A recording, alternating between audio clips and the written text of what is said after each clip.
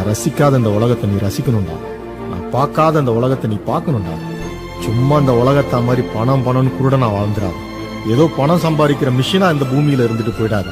இந்த யாருன்னு ஒரு தடவை தான் பிறக்கிற. முடிஞ்ச அந்த உலகத்தை சுத்தி பார்த்துரு. வசதி இல்லையா, பிறந்த மண்ணையாவது முழுசா ரசிச்சு பார்த்துட்டு போயிடு.